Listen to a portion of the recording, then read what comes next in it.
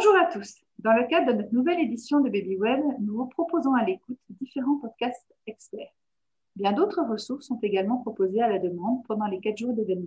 Des podcasts parents, des tutoriels vidéo, des tests produits, mais aussi des rendez-vous là.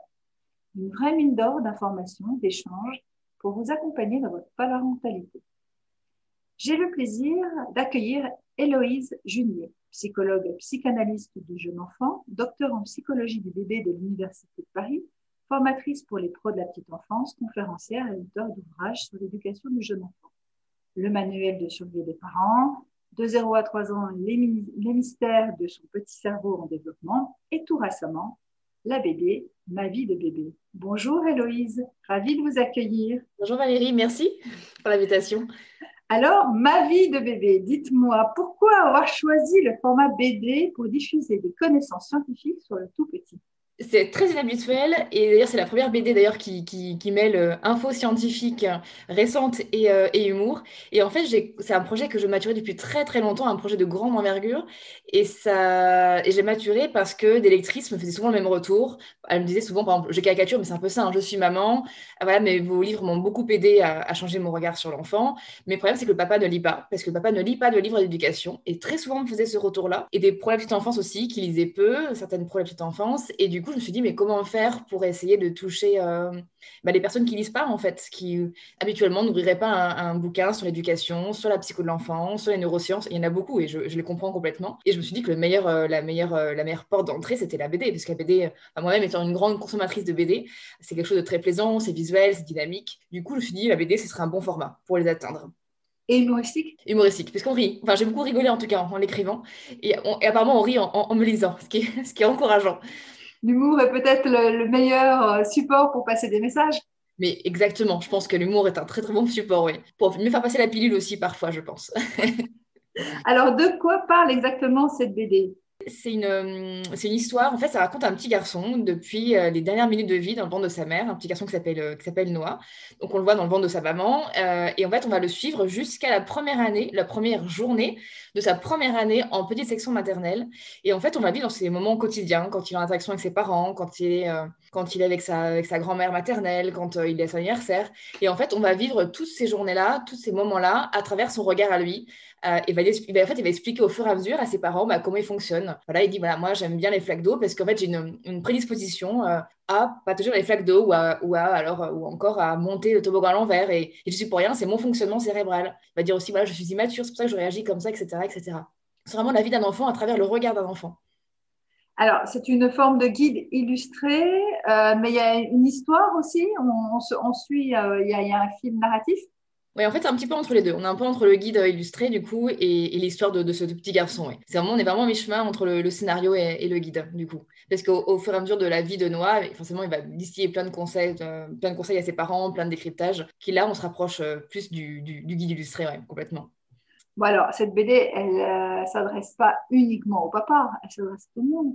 Et ben du coup, ouais, c'est vraiment le spectre est vraiment très large sur le coup. Et j'espère qu'il sera large aussi au niveau du lectorat, ça je verrai dans quelques semaines. Mais ouais, elle s'adresse à tout le monde en fait, au papa, aux mamans, aux grands-parents aussi. Aux grands-parents qui des fois alors eux n'ouvriraient vraiment jamais un bouquin d'éducation, en l'occurrence, parce que c'est pas forcément leur préoccupation de l'époque, mais qui seraient peut-être se laisseraient un peu tentés par le mode BD.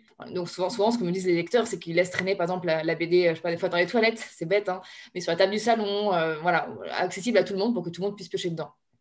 C'est aussi le moyen de faire un cadeau pour passer des messages lorsqu'on entend encore ne le prends pas souvent dans les bras, sinon on va devenir capricieux ou ce genre de choses. Est-ce que c'est pas aussi le moyen en faisant un cadeau, il y a bientôt la fête des pères, la fête des mères, ou peut-être pour un anniversaire ou un Noël, de faire passer des messages de manière un petit peu sympa? Ouais, exactement. Alors, c'est ce que beaucoup de lecteurs, pour l'instant, effectivement, m'ont dit. Ouais. Ils essayent de l'envoyer, effectivement, alors, soit à leurs parents, soit aux parents de leurs conjoints aussi, quand ils sont un peu courageux et téméraires. Sinon, c'est effectivement, ne serait-ce qu'à leurs conjoints, ou à leurs sœurs, ou à leurs frères, ou à leurs belles-sœurs, dont ils sont marre un petit peu des conseils, ou alors qu'ils sont vraiment intéressés par leurs conseils. Ouais, effectivement. C'est un cadeau un peu utile, je dirais. Complètement. Alors, quels sont les messages clés sur le jeune enfant que vous souhaitez transmettre par le biais de cette BD, mais aussi via vos autres publications, parce que vous en avez fait quelques-unes qui sont très célèbres. Quels sont les messages de votre expertise de psychologue et de docteur en psychologie que vous souhaitez communiquer? Alors vraiment l'idée en fait, et c'est ce qui fait du bien aux parents, je pense, quand ils lisent la BD, ou aux professionnels aussi, c'est que l'enfant il est vraiment profondément, profondément immature. Et du coup tout ce qu'il fait, c'est pas pour casser les pieds de la personne qui est en face de soi, c'est de lui, c'est juste parce qu'en fait il est immature, donc il est programmé pour avoir des émotions qui sont très fortes, il est programmé pour être dans les bras très souvent la première année de vie, ce qui nous paraît être du caprice, mais en fait ça n'en est pas du tout, hein. Il est programmé aussi voilà, pour remonter les toboggans à l'envers, pour faire ce qu'on lui dit de pas faire, en fait, parce qu'il est dans une forme d'exploration de la vie qui est extrêmement spontanée.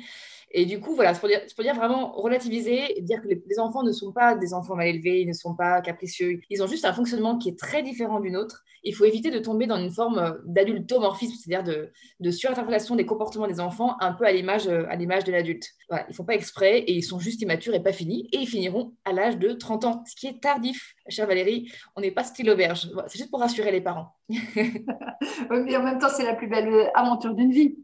Il paraît. Je pense aussi, oui. Mais aventure, ouais, quand même, mais bouleversante, dans tous les sens du terme. Apocalyptique, parfois aussi.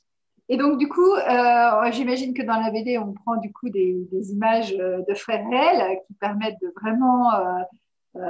vraiment voir les différentes situations. Et du coup, est-ce que vous donnez aussi des conseils derrière par rapport à ces situations ou alors comment ça se passe? Oui, complètement. En fait, c'est ça l'idée. C'est en fait généralement pour chaque problématique, donc j'aborde la propreté, enfin, qu'on appelle la continence, j'aborde les émotions, j'aborde est-ce qu'il faut laisser pleurer un enfant ou pas, est-ce que le petit garçon eh ben, il est plus fort que la petite fille ou pas. Donc j'essaie de décortiquer un petit peu tout ça au regard de la recherche, toujours en faisant parler le petit Noah. Et après, le petit Noah, généralement, il finit toujours le petit chapitre par donner des conseils bienveillants à ses parents. Il dit voilà, là je pleure, bah écoute, j'ai pas besoin que tu me cries dessus, j'ai pas besoin que tu me tapes, j'ai besoin juste que tu me prennes dans les bras et puis que tu acceptes et puis ça va passer. Donc voilà, donc à chaque fois, effectivement, il donne des conseils assez, enfin, je dirais pertinents, parce que ça découle de la recherche scientifique, en fait, mais en tout cas, à jour au niveau de la recherche, à ses parents, ouais, pour vraiment les guider. Enfin, c'est pas le parent qui guide l'enfant, c'est vraiment l'enfant qui élève ses parents, en l'occurrence. Et je pense que c'est vrai, dans la vraie vie, c'est pareil. En fait, on s'en rend pas compte, mais vous mettez vraiment le doigt sur une situation où on évolue en même temps qu'enfant Mais et oui. qu'on est obligé de s'adapter à sa situation, à son comportement, de le comprendre, de ne pas lui imposer notre rythme, mais c'est lui qui va nous imposer son rythme. Et du coup, on inverse les rôles, c'est lui qui donne les clés de toutes les situations. Mais oui, complètement. Et je pense que vraiment être parent, c'est compliqué pour un premier enfant, c'est extrêmement éprouvant, extrêmement vulnérabilisant. Et je pense qu'on ne parle pas assez de la parentalité dans ce sens-là. Mais c'est une aventure qui est extrêmement particulière, je trouve. Est-ce qu'on aborde aussi le fait que les parents ne sont pas parfaits et qu'il n'y a pas de Oui, parents parfaits? exactement, c'est marrant parce que c'est une idée qui me tenait vraiment à cœur et quand j'ai écrit la BD, j'ai consacré une double page spécifiquement où le petit Noah justement parle à sa maman et lui explique qu'un parent parfait, bah, c'est pas celui qui l'emmène au cours d'anglais tous les mercredis, c'est pas celui qui cuisine toujours nickel bio à la maison, c'est pas celui qui ne crie jamais, c'est juste celui qui est imparfait, qui est faillible. Mais par contre, quand ce parent parfait, à mon sens, hein, c'est celui qui, quand il fait une boulette, parce qu'on dérape tous, il faut juste déraper le moins souvent possible, et quand il fait une boulette, il a juste l'humilité de le reconnaître et de s'excuser auprès de son enfant et puis de rebondir avec lui. Mais c'est ça, un parent parfait, c'est juste on fait ce qu'on peut en fait. Et je pense qu'il n'y a pas de parent parfait, comme le disait très bien Isabelle Filosa aussi. Mais on fait tout ce qu'on peut, mais il y a des parents qui font ce qu'ils peuvent en fait. Et c'est déjà beaucoup compte tenu de la tâche. Bon, bah, merci beaucoup, Héloïse. On a tous envie de reprendre la BD et de revoir les situations. Moi, je vous invite, vous tous, justement à vous procurer cette BD pour mieux comprendre la vie de bébé, version bébé, justement, de son côté, de son éclairage. On espère que vous qui nous écoutez, vous aurez apprécié cet échange. N'hésitez pas à vous rendre sur la page programme. De nombreux formats gratuits vous sont proposés pour vous aider dans votre quotidien. À très vite sur Baby Web et Enjoy Family. Merci Héloïse pour cet échange. Merci Valérie, à bientôt.